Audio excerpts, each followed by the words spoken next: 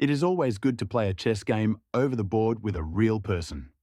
With all the hype created by a fake board like Regium that could move the pieces by itself using only magnets, we tried to investigate further to see if it was possible to make such a board since we are the designers of all of our products. From the Regium video, in our opinion, there were many red flags that pointed to the board being a fake. Let's talk a little bit about the red flags that we found. First, we noticed that in one of the scenes, the knight that is moving also rotates. From the video concept of a board made of an array of magnets, we are supposed to get only translational motion and not rotational motion. This knight having a translational motion, but also rotating, was a big red flag for us. Another red flag was the thickness of the board. We would expect a sensory board with all these electronics inside to be thicker in height. Also, if an electromagnet array is used like the one in the Regium video, we estimate that the weight of the board will be very heavy. The number of electromagnets used in the video presentation is 28 per column and 28 per file. The total number of electromagnets would be 28 times 28 equals to 784. We can pick an electromagnet like this one used for magnetic levitation. The outside diameter of this electromagnet is 0.74 inches, making it ideal for this board since we need to fit 9 electromagnets per board square. According to the specs, the weight of each electromagnet is 0.044065 pounds. The weight of the board, only taking into consideration the 784 electromagnets, is 34.5 pounds. Then we will have to add the weight of the wood board and the weight of the rest of the electronics to the total weight of the board.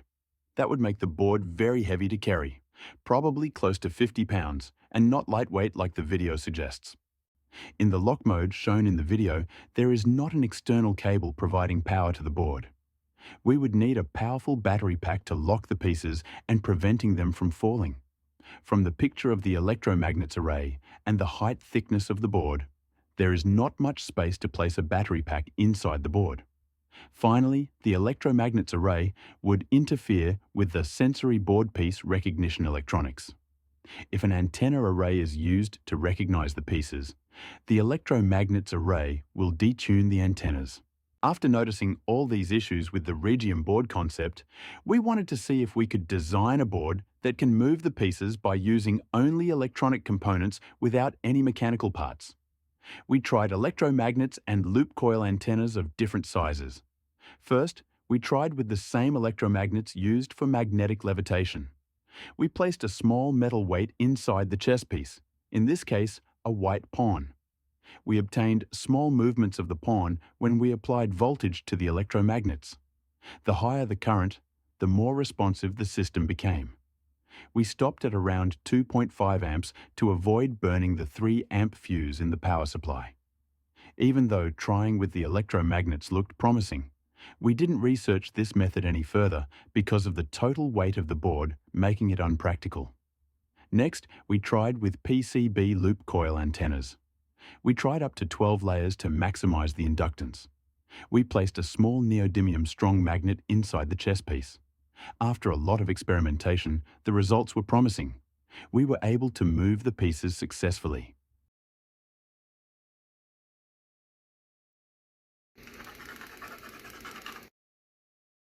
However, the main drawback was the loop coil antennas getting very hot with the high current we put in.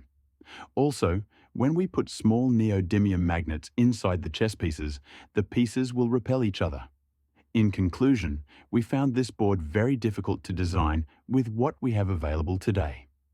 Maybe we will be able to make it in the future with room temperature superconductors.